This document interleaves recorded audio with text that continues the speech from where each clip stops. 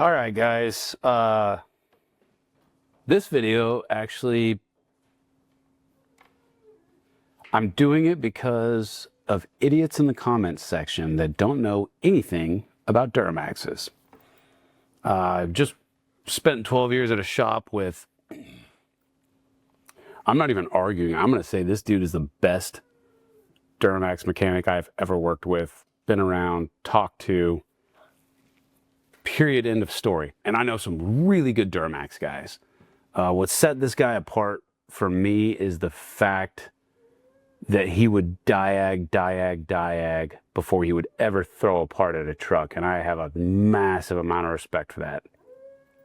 Are there guys out there that can just hear a truck run and say, hey, it needs this, or hey, it needs that?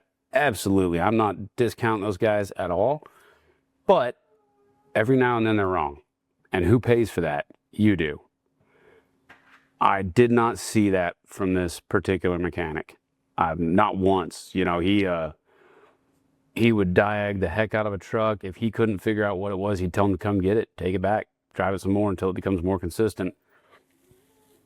And so this morning we had a video about Duramax injectors and in general failing, and what you can do to prevent Duramax injector failures. And the number one thing that I've always recommended is put a fast fuel system on it. Duramax's number one Achilles heel since from 2001 to 2016 has been the fact that they don't have a low pressure oil pump or a low pressure fuel pump, and everybody else does. Ford, Dodge, they all have low pressure fuel pumps sending low pressure fuel to a high pressure injection pump.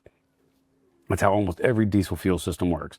For some reason, GM and all their infinite wisdom decided for 16 years they didn't need a low pressure pump like everybody else. And so what that resulted in is a lot of CP3 injection pump failures and a lot of diesel fuel injector failures. Everybody wants to say LB7s had the most problems. No, LB7s had problems first because they were the first. And so there's this internet trend of LB7 injector failures, and then on top of that, they're the hardest to work on because the injectors are underneath the valve covers. So instead of a 5.5-hour job, it's a 10-hour job. So LB7s get a bad rap because they were the first ones to have injector issues, and they were the hardest to work on. That's where it ends. Everybody after that, LOY, LBZ, LMM, they have the same basic injector as an LB7. As far as the internal workings of that injector body, the nozzle design, the solenoid design, the panels inside the body design, not a whole lot changed. I've seen them tore apart on the bench. They're very similar from 01 to 2010.